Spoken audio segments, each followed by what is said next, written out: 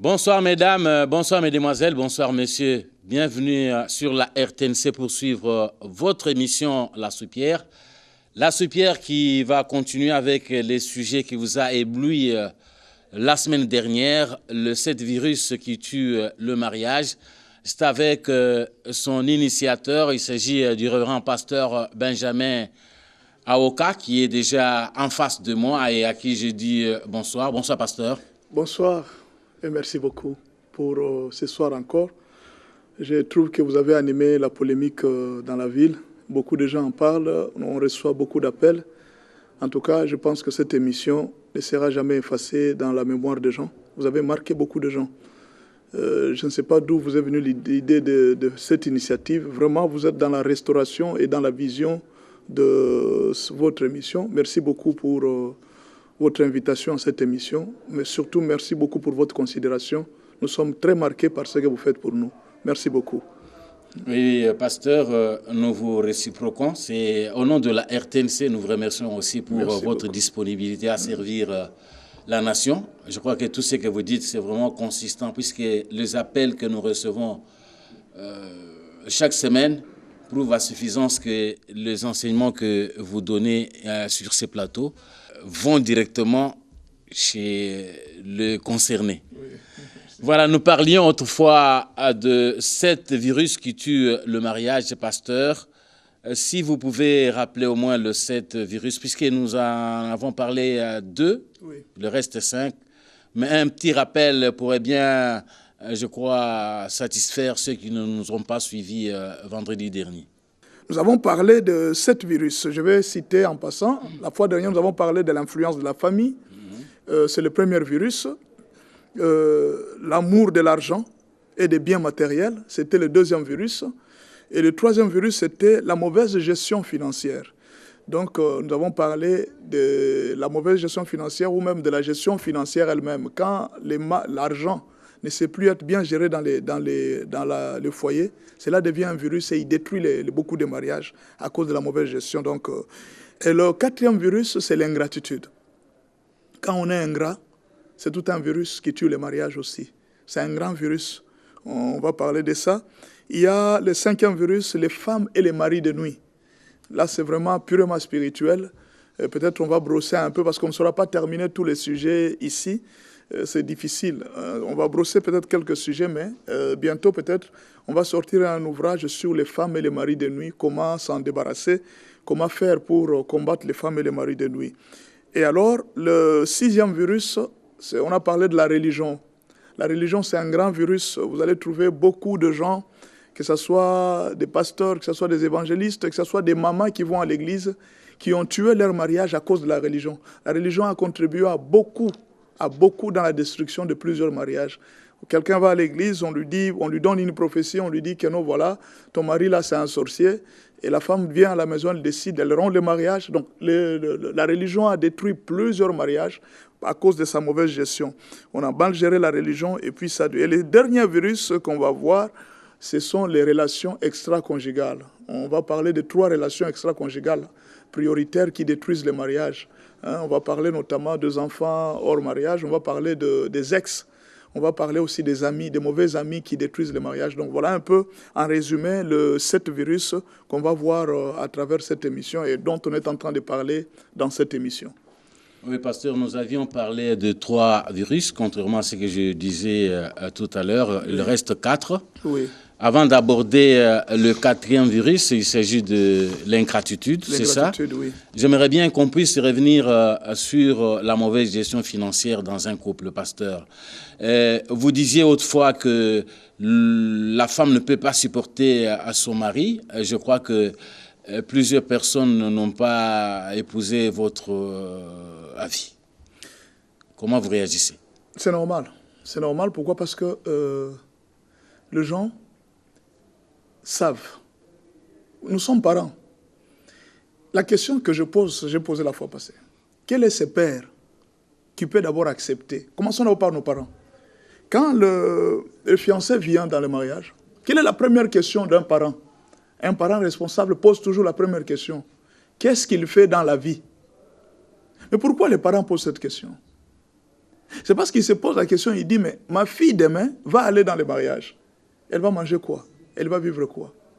Quand vous allez à l'église, on pose la même question. Le pasteur, quand vous lui présentez un monsieur, il vous pose la question. Il dit, mais que fait cet homme dans la vie? C'est une question importante. Pourquoi? On ne veut pas que quand la femme va arriver demain, qu'elle trouve pas. Donc, la société sait, l'église sait, même l'État sait que c'est l'homme qui est chef de la famille.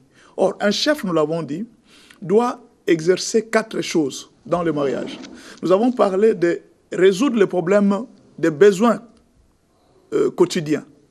C'est la première mission du chef. Le chef doit pourvoir aux besoins de la maison. Il doit s'occuper de la santé. Il doit s'occuper de la justice. Et le chef doit tout faire pour amener la paix dans son mariage. Ça demande de moyens.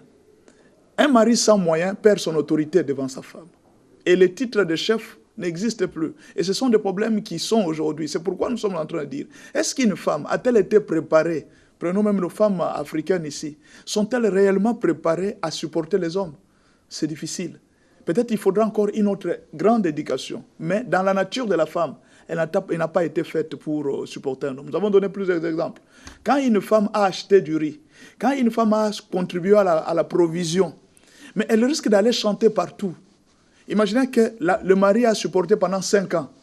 Pendant qu'il travaillait, il supportait tout. Le mari ne se plaindra jamais de toute la charge qu'il avait.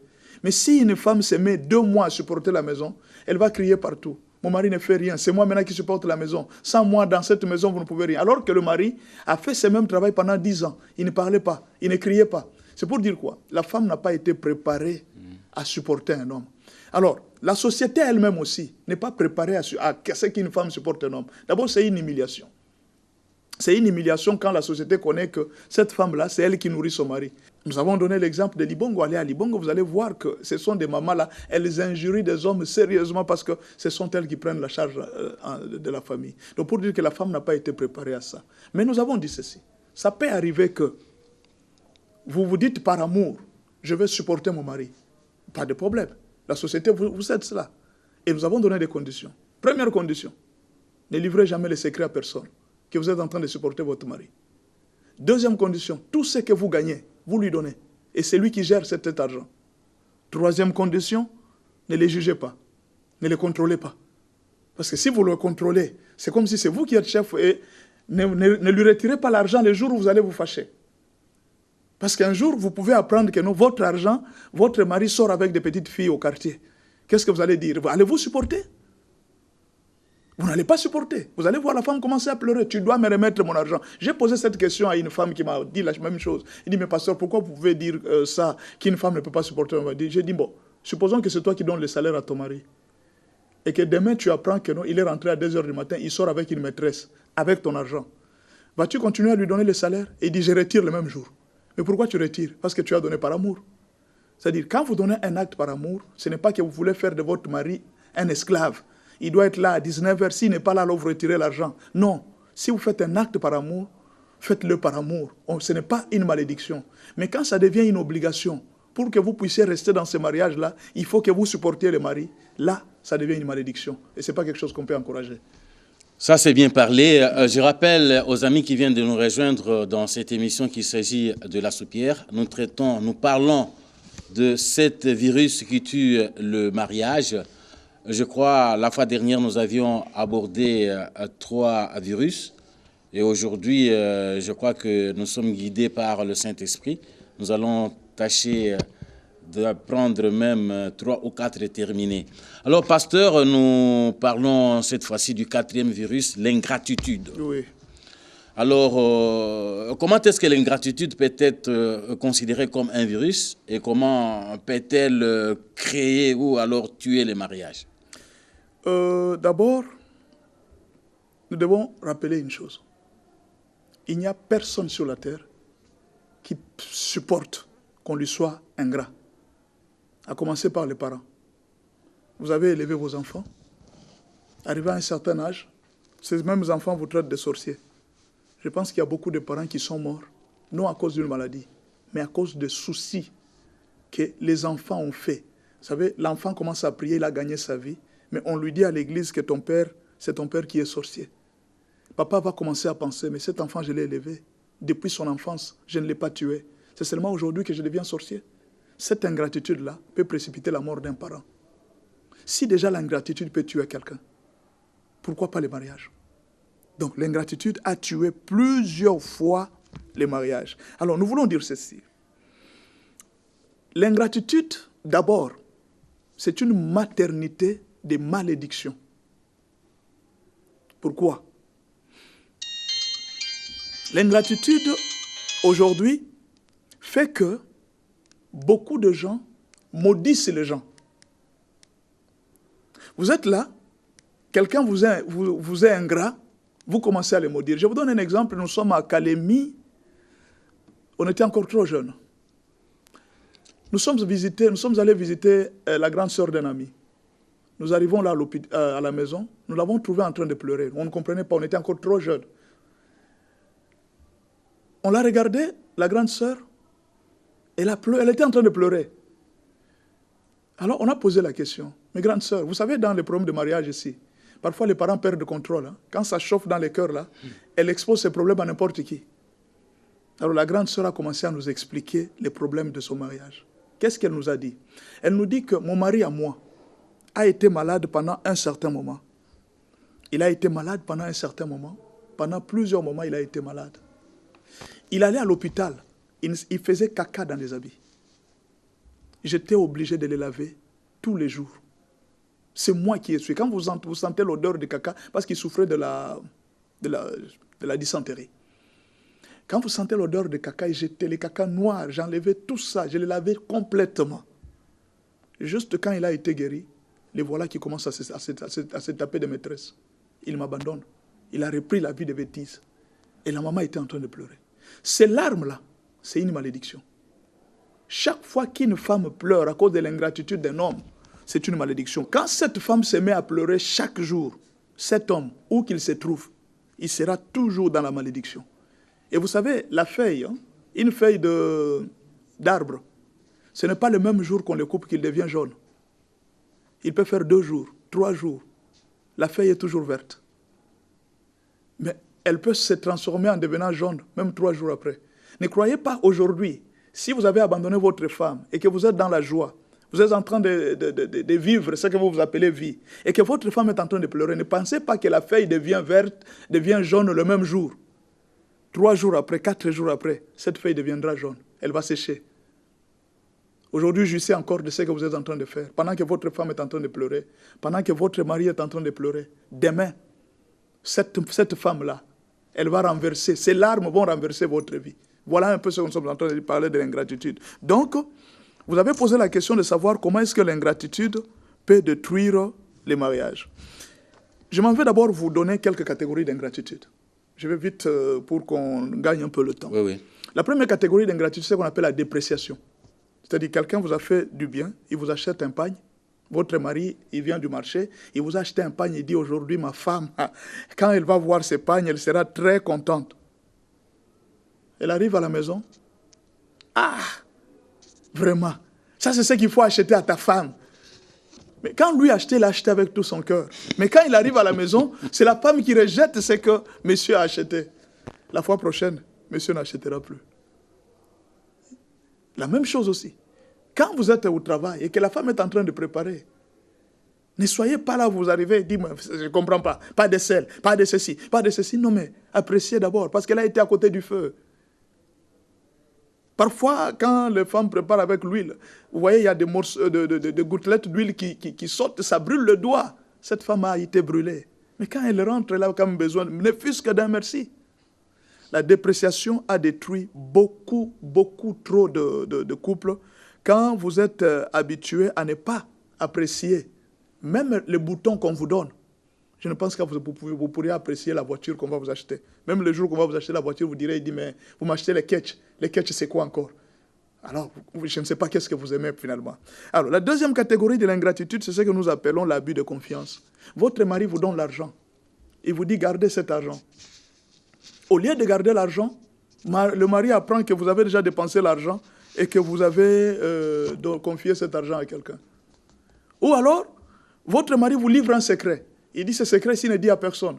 Je pense que j'ai déjà raconté une histoire ici d'un monsieur qui a dit à sa femme, il dit, non, ma femme, j'ai un secret que je vais te livrer. J'avais parlé dans une émission là. Monsieur dit, j'ai un secret que je vais te livrer, mais ne dis à personne. Vous voyez l'abus de confiance? Monsieur voulait tenter sa femme, voir si elle est crédible. Il lui dit, bon, pendant que je suis allé aux toilettes, je me suis rendu compte que j'ai pondu les œufs à la place de faire les grands besoins. Il dit, ah bon? Mais je ne sais pas ce que cela veut dire. La femme a dit, ah, mais le monsieur dit, ne dis à personne, s'il te plaît. Non, une histoire comme ça, je ne peux dire à personne, mais on risque de te traiter d'occultiste. Ah, quand monsieur est parti le lendemain au travail, la femme a appelé sa maman. Il dit, maman, quand une personne pond les œufs pendant qu'il va faire les grands besoins, ça peut être quoi? La maman a dit, qui a fait ça? Non, maman, ne dit à personne. C'est mon mari qui a fait ça. Maman appelle la voisine du marché. Quand un homme pond les œufs pendant qu'il va faire les grands besoins, ça peut signifier quoi? La voisine pose la question, qui a fait ça? Non, c'est mon fils. C'est ma fille qui vient de m'appeler tout de suite, mais ne dit à personne. Ah. Un jour, monsieur venait du travail. Il veut entrer chez lui. Il rencontre un jeune homme. S'il vous plaît, monsieur, vous entrez ici? Non, n'entrez pas. Le monsieur qui est à l'intérieur, là, il pond les œufs. Oh, comment? Cette histoire, je n'ai dit qu'à ma femme. Vous voyez l'abus de confiance? Quelqu'un vous a fait confiance. Quelqu'un vous a livré un secret. Ça arrive aussi à nous autres pasteurs. Alors, monsieur est parti demander à la femme, il dit, mais je t'avais dit de ne pas dire cette histoire aux gens. Il dit, non, je n'avais dit qu'à maman. Il dit, non, voilà ce qui vient de se passer. On vient de me poser la question dehors. Monsieur dit, tu vois, je n'avais même pas pondu les œufs. Je voulais voir si tu étais une bonne femme, si tu étais capable de garder un secret. J'ai compris que tu es une mauvaise femme. C'est l'abus de confiance. Quelqu'un vous fait confiance, vous devez garder la confiance. C'est la même chose aussi chez nous, les serviteurs de Dieu. Une brebis vient, il vous livre un secret de famille. Mais ne dites à personne, ne dites à personne. Mais vous allez trouver un pasteur qui est là, qui prêche déjà ça à la chair. Il dit, non mais écoutez, d'ailleurs, il y a des gens ici, ils donnent déjà l'histoire. Mais vous détruisez la vie des gens. L'abus de confiance est une sorte d'ingratitude. Il y a l'oubli. Vous ne pouvez pas oublier où vous avez été. Imaginez, vous venez du village ici. Votre mari s'est dit non, en tout cas, je ne veux pas épouser les filles de Kinshasa ici. En tout cas, ce sont des filles compliquées. Il dit, maman, amenez-moi une fille du village. On amène la fille du village. La fille vient, elle s'habille aussi dans les magasins luxueux, magasins chers et tout ça. Non, elle se transforme. Elle devient une autre personne. Elle oublie qu'elle a été au village, qu'elle était en train d'aller puiser de l'eau à 3 km du village. Et aujourd'hui, elle a les robinets dans la cuisine. Cette femme-là commence à se moquer de son mari. Qu'est-ce que tu as déjà fait dans ma vie? Tu as oublié qu'on t'a sorti du village. L'ingratitude détruit beaucoup et ça décourage. N'oublie pas d'où tu es venu. Tu es aujourd'hui en Europe, tu es aujourd'hui quelque part. Un mari a payé les billets pour te faire arriver en Europe. Il ne faut pas arriver quand tu arrives là, tu commences à oublier, tu commences à dire non, qu'est-ce que tu as déjà fait dans ma vie? Donc, l'ingratitude, c'est beaucoup de choses. Quelque chose que vous allez voir, un monsieur qui est dans la famille, la grande sœur vient, il appelle sa petite sœur, il dit viens ici, on va vivre, toi aussi tu commences. Vous arrivez, monsieur, la petite sœur commence à sortir avec le mari de sa grande sœur. Et il s'injurie et il dit je suis aussi une femme. Il ne faut jamais être ingrat. L'ingratitude a détruit beaucoup de mariages. Quand vous êtes ingrat, tout le monde va vous abandonner. Vous allez trouver un monsieur qui est malade à l'hôpital. Vous trouvez, mais ce monsieur ici a une femme. Ce monsieur a des enfants. Pourquoi aujourd'hui, le monsieur se retrouve seul en prison, il est seul à l'hôpital et il n'y a personne qui vient le voir? Posez l'histoire de ce monsieur. C'est un monsieur qu'on a beaucoup aidé dans la famille. C'est un monsieur pour qui la femme s'est beaucoup battue. Il est parti, il a fui la femme, il a abandonné les enfants. Un jour, il se retrouve là, il n'a plus rien. La femme est maintenant élevée. Les enfants sont maintenant élevés. Et monsieur, il se retrouve là à l'hôpital. Même ses enfants n'approchent pas. Pourquoi? Parce que les enfants se disent, pendant qu'il avait de l'argent, il nous avait abandonnés. Un ingrat. Et aujourd'hui, il se retrouve seul, à l'hôpital. Allez voir en prison. Il y a plusieurs personnes qui sont seules. La femme l'a laissé. L'ingratitude remet les blessures déjà cicatrisées et fait fuir le pardon. Vous savez, quand chaque jour, vous devez revenir à une même bêtise, votre mari vous a interdit, votre femme vous a interdit, papa, laissez cette histoire de fille. Imaginez, vous sortez avec une fille, la femme est partie, on est venu, on l'a questionné, il dit, votre mari sort avec, on voulait t'arrêter, faire la prison parce que tu sortais avec une fille de moins de 17 ans. La femme est partie, elle a plaidé et puis l'histoire s'est terminée. Le lendemain, tu reprends la même bêtise. Qu'est-ce que la femme va dire? Même le pardon pour cette femme, ça sera difficile. Elle ne saura plus te pardonner. Pourquoi? À cause de l'ingratitude. Tu ne comprends pas. Ça va. Pasteur Benjamin, vous avez bien parlé. Vous avez suivi tout à l'heure le téléphone sonné. Oui. Il y a une question. Qu'est-ce qu'on peut faire pour se débarrasser de dégâts de l'ingratitude, Pasteur Benjamin? Qu'est-ce qu'on peut faire pour se débarrasser des dégâts de l'ingratitude? C'est ce qu'on est en train de parler. Dans la vie, il faut apprendre à oublier les événements passés. Il y a un adage qui dit ceci, en lingala, pardonner, ce n'est pas oublier le problème. Ça, c'est humain. Mais Dieu dit, quand vous pardonnez, oubliez. Voilà. Quand vous pardonnez, oubliez. La Bible est claire et catégorique. Je suis en train de dire à quelqu'un, tant que vous n'avez pas oublié les événements passés, vous êtes en train de vivre aujourd'hui avec l'idée de dire quoi? Il dit, moi, comme les Balouba avaient déçu ma sœur, parce qu'un Moulouba avait été ingrat, vous prenez tous les Balouba, vous les mettez ensemble. Vous ne savez pas oublier cette histoire. Si Dieu a prévu dans votre vie que vous aurez un Moulouba comme mari, vous risquez de rater cet homme-là à cause de cette histoire de votre passé. À un certain moment, la vie de tel n'est pas ta vie. Tu ne peux pas calquer la vie du passé. Il y a beaucoup de gens qui marchent avec le passé dans leur vie. Il faut oublier le passé pour que Dieu vous bénisse. Dieu dit, oubliez les événements passés, afin que je fasse de nouvelles choses. Mais si vous n'arrivez pas à oublier, un jour, je vais donner quelque chose pour faire comprendre aux gens. Nous sommes dans un village ghanéen. C'était au Ghana. Dans ce village-là, il y avait un problème. Les gens souffraient. Ils souffraient beaucoup. Il n'y avait pas d'eau, il n'y avait pas d'école, il n'y avait rien. Alors les missionnaires, quand ils sont arrivés, ils se sont rendus compte et dit qu'on pouvait faire une collecte à partir des États-Unis pour qu'on envoie des choses au Ghana. Alors, ils ont fait des collectes. Il y avait beaucoup d'histoires, de bancs, de cahiers, beaucoup d'habits. Il fallait maintenant acheminer ces histoires des États-Unis jusqu'au Ghana. À un certain moment, ils se sont rendus compte comment ces histoires vont arriver. Ces histoires peuvent arriver à la capitale. Mais de la capitale jusqu'à ce village-là, il n'y avait ni route, ni aéroport, ni quoi. Il fallait peut-être aller par vélo. Ils ont été bloqués. Les histoires sont là, les choses sont là, mais il n'y a pas de route. C'est la même chose. Quand vous êtes en train de vivre avec des problèmes dans votre cœur, c'est comme des montagnes. Ça empêche les routes de bénédiction. Dieu peut venir vous bénir, mais ça empêche cela parce que vous avez des rancunes. Vous ne savez pas pardonner. Dieu dit, pardonnez 77 fois. 7 fois. Oubliez les événements passés. Deuxième chose, n'attendez pas toujours que les problèmes viennent pour les traiter. Il faut donc conseiller à travers un dialogue franc et sincère. Il ne faut pas attendre les problèmes. Commencez à conseiller chaque jour. Je n'aime pas ça. Mieux vaut prévenir que guérir. Il faut déjà dire à l'avance à quelqu'un qu'il faut éviter ça, il faut éviter ça, il faut éviter ça. Ça, je n'aime pas. Ça va vous aider à éviter tous les problèmes. De toute façon, il ne faut pas aujourd'hui aussi, ne vous laissez pas faire, ne vous fatiguez pas de faire du bien. Quand vous avez aidé les gens dans la vie, par le passé, peut-être que parmi tous ces gens-là, il n'y avait personne par qui Dieu va vous bénir demain. Vous avez aidé les gens. Mais vous vous dites, non, je ne veux plus faire du bien aux gens. Parce que les gens m'ont été ingrats, je ne veux plus faire du bien. Et si la personne qui devrait vous aider demain, vous ne l'avez pas encore aidé? C'est pourquoi Dieu a dit, ne vous lassez pas de faire le bien. On ne peut pas se fatiguer de faire le bien. C'est-à-dire, oubliez les événements passés, pardonnez, et puis ne vous lassez pas de faire le bien. Continuez toujours à faire du bien. Ces hommes qui vous ont déçus, ce n'est pas celui qui est venu. Ces femmes qui vous ont déçus, ce n'est pas celle qui est devant vous. Ce n'est pas elle. Ce sont les autres. Cette femme que vous avez maintenant, ce n'est pas elle qui vous avait déçu, c'est une autre personne. Cet homme-là qui vous avait déçu, ce n'est pas celui avec qui vous êtes maintenant, c'est une autre personne. Oubliez les événements passés. Et même si quelqu'un vous a été ingrat hier et qu'il le répète encore, ne vous fatiguez pas de pardonner. Les disciples ont posé la question à Jésus. Il dit, mais si une personne, combien de fois on peut pardonner à une personne? Sera-ce jusqu'à 7 fois? Jésus dit non, pas 7 fois. Par jour. Il faut aller 7 fois 77 fois. Ne vous fatiguez pas de pardonner. Et là, quand vous vous débarrassez de vos ingratitudes, vous allez voir que beaucoup de gens, beaucoup de choses seront bénies. Quand un homme, beaucoup de gens qui gardent des rancunes dans leur cœur, qui ne savent pas pardonner, ils meurent vite.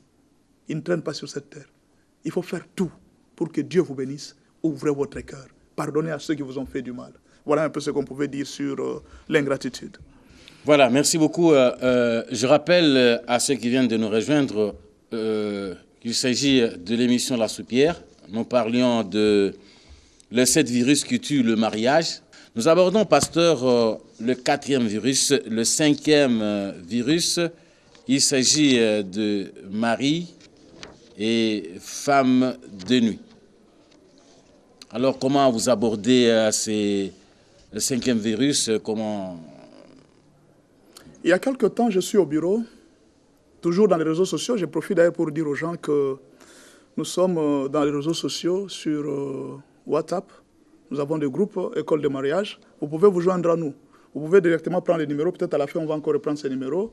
Plus 243 81 86 81 652. Plus 243 81 86 81 652. Vous pouvez vous joindre à nous sur les réseaux sociaux. Ça va beaucoup vous aider. Je reçois une sœur qui est venue, qui nous a suivis dans les réseaux sociaux. Elle m'a dit, pasteur, j'ai besoin de vous rencontrer. Ok, je l'ai reçu. Quel est le problème? Il dit, non, pasteur, j'ai un fiancé.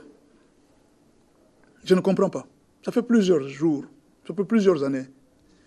On est prêt à se marier, mais il ne sait pas se décider pour m'épouser. Lui-même me dit parfois, il dit, chaque fois que je viens vers toi, je sens un pouvoir me repousser. Je ne sais pas, je t'aime. Vraiment t'aimer comme ça, je t'aime beaucoup. Mais je ne sais pas, j'ai toujours senti qu'il y a un pouvoir qui me repousse. Comme on parlait au téléphone, je dis non, mais c'est mieux que tu puisses venir qu'on se voie. Elle est venue au bureau. Nous avons commencé à prier. Quand nous avons commencé à prier, il y a un esprit. Il y a un nom qui est sorti de sa bouche et il y a un esprit qui parlait. Non, cette fille ici ne peut pas se marier. Elle a déjà un enfant, elle veut se marier pourquoi? Oh, mais parce qu'elle a un enfant, elle ne peut plus se remarier. Et qu'est-ce qu'il y a entre elle et son mari, et son fiancé? Il dit, je ne veux pas de cet homme. Je ne veux pas qu'elle se marie. D'ailleurs, sa petite sœur s'est déjà mariée. Qu'elle reste à la maison, qu'est-ce qu'elle cherche? Qui es-tu? Il dit, je suis son père. Ah, mais tu es le père de la fille. Tu ne veux pas que ta fille se marie. Pourquoi? Il dit, c'est ma femme. Son père était déjà décédé. Il est en vie. Il dit, c'est ma femme. Donc c'est son mari de nuit. Mari de nuit. Alors, quand un mari de nuit entre la vie d'une fille, cette fille souffre. La nuit, d'abord, elle dort. Elle voit qu'elle est en train de coucher avec des hommes. J'ai reçu un jeune homme. C'est un footballeur ivoirien. Il m'appelle, il me dit, pasteur, je suis dans un pays. Je suis en train de jouer au foot. Je ne sais pas. Depuis que je suis là, chaque jour, je me retrouve en train de coucher avec une femme. Mais je joue au foot. Je sens que cela commence à affecter ma vie. Je n'ai plus de concentration. Et maintenant, là, je devrais gagner quelque chose de très sérieux. Je suis rentré au pays et je suis en train de chercher la délivrance. Alors, en te lisant sur les réseaux sociaux, je me suis rendu compte que tu pouvais m'aider. J'ai dit, d'accord, tu es très loin, mais on va faire 3 jours de prière. Et là, on est avec lui en prière. Pourquoi? Les femmes et les maris de nuit détruisent la vie de plusieurs personnes. Les femmes et les maris de nuit. Comment expliquer que une personne qui est mariée, vous avez épousé votre propre femme, la belle-mère, c'est-à-dire la maman du mari, elle arrive à la maison, elle se considère comme une coépouse à cette femme. Ça, ce n'est pas la sorcellerie, pasteur Benjamin. Justement, parce que dans la sorcellerie, on lève le pouvoir. Quand tu fais le mal, ça te donne plus de pouvoir. Quand vous avez des sorciers qui dirigent une société, qui dirigent une entreprise, ces gens-là, quand ils font plus de mal, cela augmente leur pouvoir. C'est la même chose aussi dans la sorcellerie. Quand vous êtes sorcière, vous êtes sorcier, il faut faire un grand mal. Quand vous faites un grand mal, cela vous augmente le pouvoir. Alors, une mère peut choisir de coucher avec son propre fils. Je pense que j'ai déjà donné un exemple ici. Je vois une femme qui est venue toujours à l'église, elle vient, elle dit, pasteur, je ne comprends pas, ça fait 9 ans que mon mari est parti. Il n'est jamais retourné. Est-ce que vous vous êtes mariés? Il dit, nous sommes très bien mariés, tout. Nous sommes allés à la commune, nous sommes allés tout. Qu'est-ce qui s'était passé? Il dit, un jour, nous sommes à la maison, je vois la belle-mère vient. On avait un petit conflit avec mon mari. Mon mari a appelé sa mère, il dit, non, ici, ma femme me fait souffrir.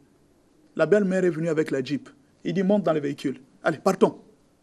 Ils sont partis et aujourd'hui, ça fait 9 ans. Monsieur n'est jamais rentré à la maison. Donc la belle-mère a pris son fils. Il a pris son fils, il est parti avec. Et la femme est restée dans cette même maison que le mari louait. Bon, comme la femme n'avait pas de moyens, la belle-mère a récupéré aussi les enfants. Il dit, donnez-moi ces enfants, moi-même je vais les supporter. Mais posez-moi la question maintenant, où habite le monsieur? Où habite-t-il? Il est dans la maison de sa mère, et aujourd'hui, monsieur doit avoir 50 ans. Il est dans la maison de sa mère, en train de faire les courses de sa maman. Lui, au moins, n'avait pas quitté son père et sa mère. Quand on a commencé la délivrance, sa maman a un peu beaucoup d'argent. Quand on a commencé la délivrance, l'esprit de sa maman a commencé à parler dans la sœur. Il dit, mais c'est mon mari. Elle veut jouer avec mon mari. Je ne vais pas les lâcher. Qu'elle se débrouille, qu'elle cherche un autre homme. Celui-là, c'est mon mari. Mais à l'âge de 50 ans. Cette maman n'est pas mariée. Mais elle a beaucoup d'argent. C'est à cause de ses enfants que je fais ma richesse. Qu'elle ne joue pas avec mon mari. Mon fils, c'est mon mari. Si vous arrivez que vous ne dormez pas la nuit à cause des femmes et des maris de nuit, il y a possibilité. Rejoignez-nous sur les réseaux sociaux. Nous allons vous aider. Ou alors, venez ce dimanche ici. Nous savons, je rappelle d'ailleurs aux gens que nous avons ce dimanche ici, le dimanche, donc dans 2 jours, aujourd'hui nous sommes vendredi, le dimanche, demain samedi, le dimanche 11. Nous allons parler d'un thème très important dans l'école de mariage. Telle mère, telle fille. Pourquoi certaines personnes doivent vivre les événements qu'ont connus leurs parents? Il faut se débarrasser de ces histoires-là.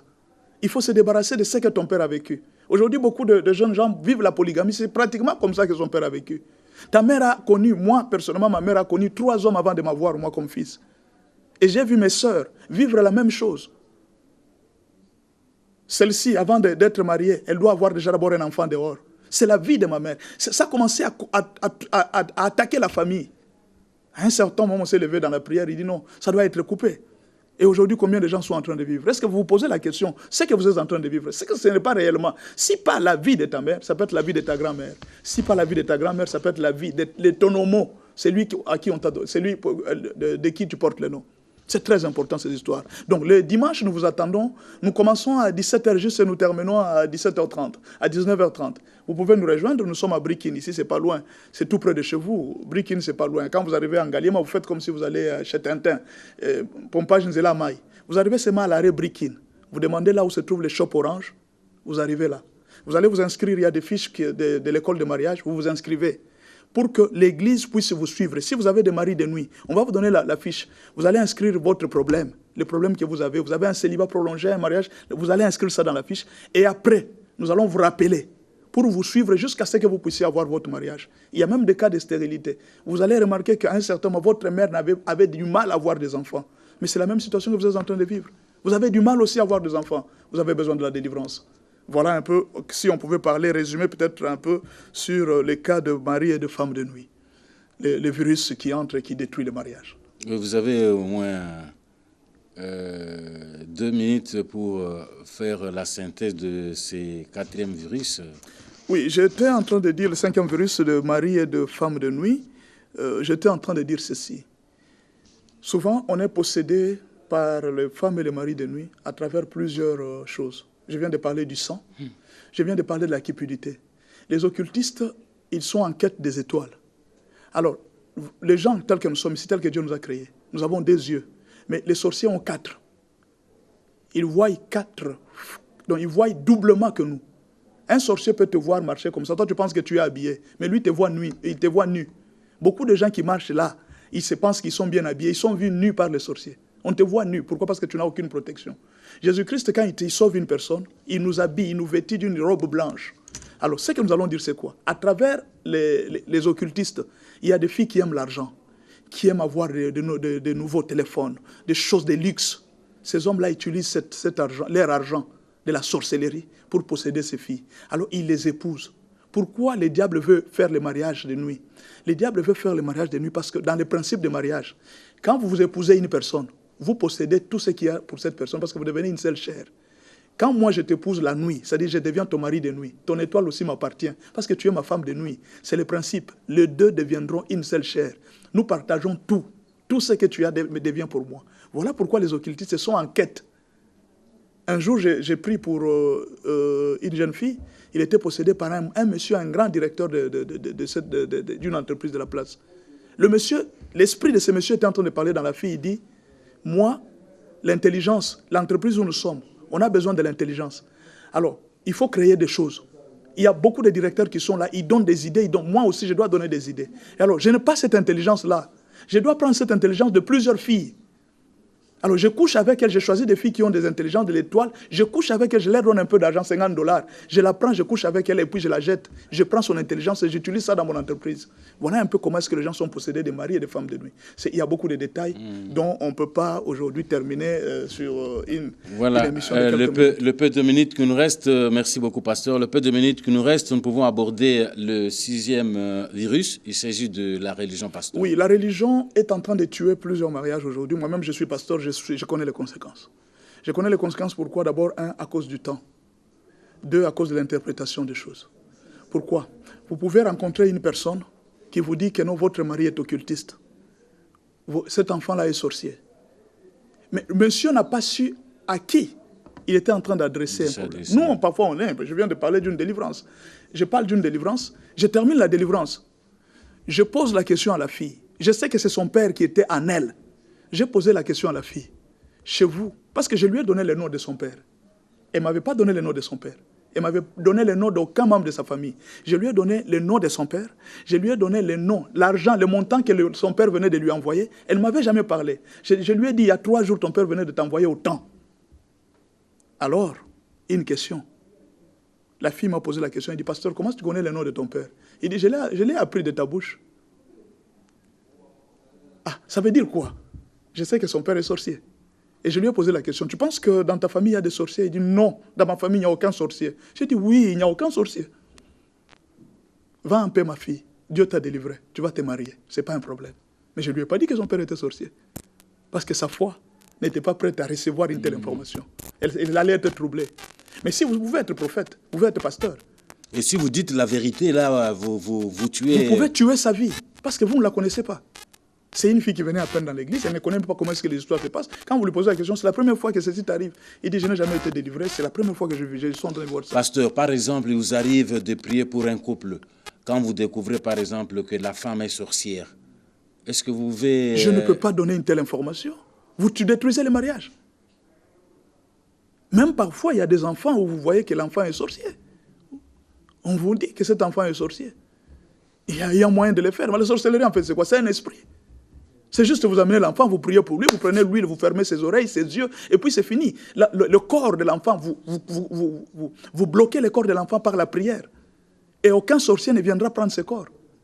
Voilà pourquoi nous disons aux enfants, dès que les enfants sont nés, consacrez-les au Seigneur. Tout enfant consacré au Seigneur ne peut jamais avoir la sorcellerie.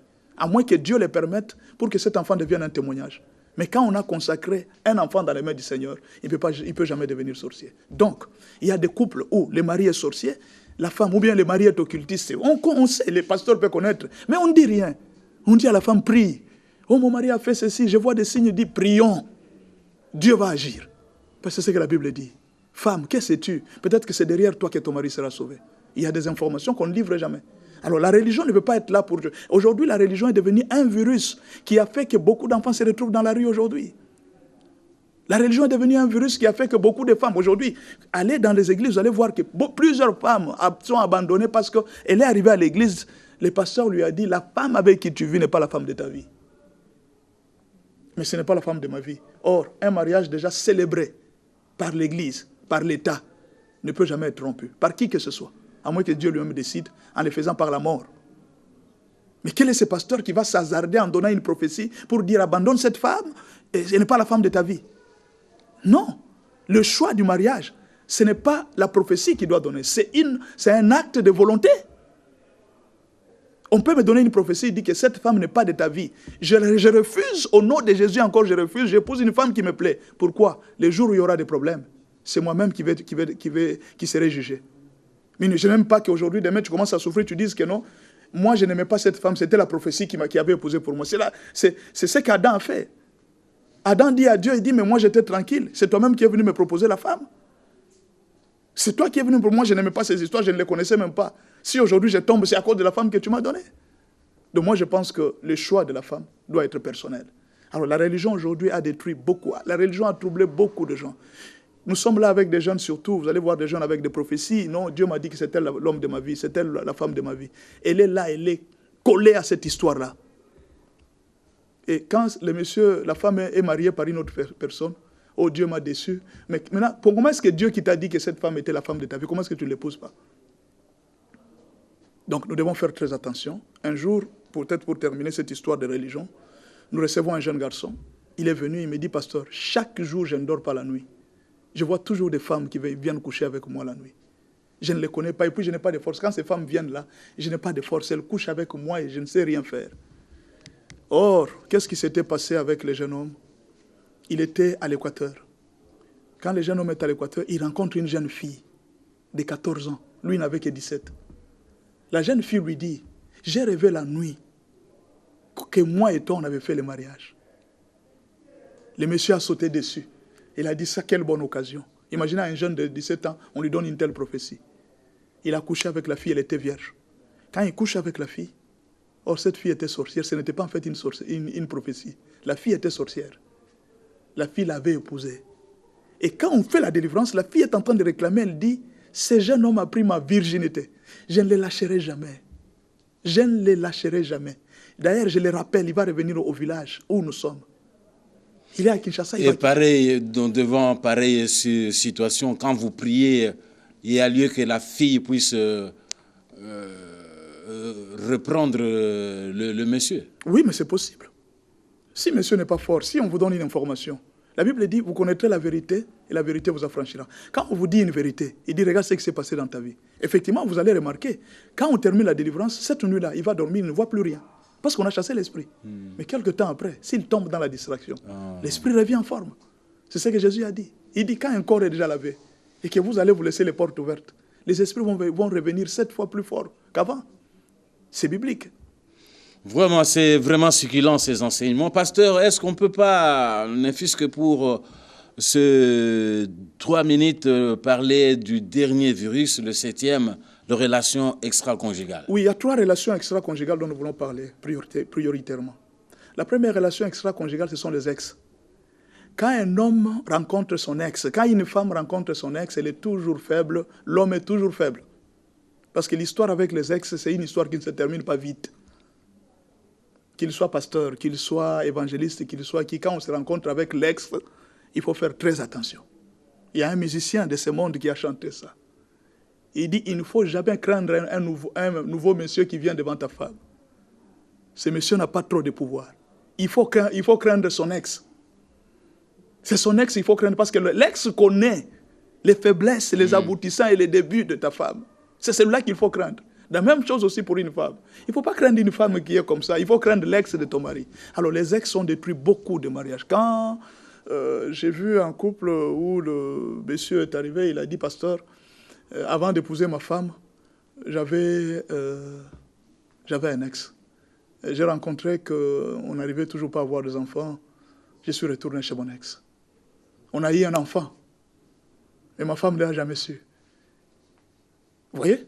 Une histoire d'ex, il y a un enfant qui vient d'entrer. Donc les ex peuvent détruire un mariage. Il y a aussi des femmes. Elle est partie au marché très bien. Elle rencontre son ex qui est bien véhiculé. Il dit, ah, Julie, c'est toi, mais tu souffres. Qu'est-ce qui ne va pas? L'ex lui remet $300. Il dit, non, non, non, ça va t'aider, non. Tu as été une bonne femme dans ma vie. D'ailleurs, demain, tu viens chercher du travail. Ce n'était pas un problème du travail. Monsieur il avait encore les mêmes souvenirs. Il appelle dans l'hôtel. Les lieux du travail, c'est les lieux de rendez-vous. Non, je travaille dans cet hôtel, en chambre numéro 18. Alors, une deuxième relation qu'il faut craindre beaucoup plus, ce sont des enfants hors mariage. Ces enfants-là amènent toujours des troubles. Ou alors, vous avez épousé un homme qui avait des enfants avant. Ces enfants-là peuvent se transformer en virus. Vous allez vivre avec ces enfants. À un moment, les parents seront obligés de faire le choix. Entre mes enfants et ma femme, je dois choisir qui? Ça devient un problème. Parfois, si la femme est venue avec son enfant, les papas de cet enfant-là commencent à réclamer la femme. Et la femme doit aller voir les papas avec l'enfant. Et vous ne savez pas ce qui va se passer là-bas. Ma femme est partie avec l'enfant pour voir les papas de l'enfant. Est-ce que ce monsieur-là ne peut pas coucher avec ma femme? La confiance commence à disparaître. Donc les enfants hors mariage constituent un grand virus qui détruit aussi les mariages. Et puis il y a Et à ce moment-là, il faut les garder à la maison pour la meilleure façon, sauver... La meilleure façon à faire, c'est d'aider, de donner à la femme l'éducation des enfants, quoi qu'il en fasse. Quoi que cette femme, que la femme soit méchante ou comment, cette femme-là doit prendre l'autorité sur ces enfants-là. Si vous voulez avoir la paix, il faut laisser l'autorité de tous vos enfants hors mariage ou bien avant mariage. Il faut les laisser sous l'autorité de la nouvelle femme. Qu'elle frappe, qu'elle injurie, fermez les yeux. Parce que c'est ça la vie. Mais si vous dites que non, je vais faire un bras de fer, je vais commencer à causer avec mes enfants à côté, vous détruisez votre propre vie. Parce que vous n'aurez plus la paix. Alors on termine avec... Alors la troisième relation extra-conjugale, ce sont des mauvais amis. Les amis qui amènent les gens, qui disent, qui viennent là, vous êtes là dans les mariages. Il y a beaucoup d'hommes qui sont faibles, il y a même aussi beaucoup de femmes qui sont faibles. Il y a des femmes qui sont trop influençables. Il y a aussi des maris qui sont trop influençables. Alors vous allez rencontrer des hommes, des Yankés, comme on l'appelle ici à Kinshasa, des hommes qui sont chevronnés dans l'impudicité, chevronnés dans la boisson. Et ce sont des spécialistes en fait. Alors quand un monsieur comme ça vient te prendre à la maison, il dit, mon cher, qu'est-ce que tu fais à la maison? Oh, il dit, écoute, quand tu restes trop à la maison, la femme ici va te dominer. Un homme ne reste pas à la maison. Allons nous promener. Bon, je sais que tu ne prends pas la bière. Nous allons juste être là en train de causer, nous regardons les matchs. C'est-à-dire, quand on vous présente quelque chose de la tricherie, de la facilité, vous allez faire n'importe quoi. Alors, ces amis-là ont détruit beaucoup de mariages. Voilà pourquoi nous disons, abandonnez une mauvaise compagnie, restez toujours avec de bons amis, sinon vous allez perdre votre mariage. Nous parlions de 7 virus qui tuent le mariage avec le révérend pasteur Benjamin Aoka. Je vous ai dit qu'il est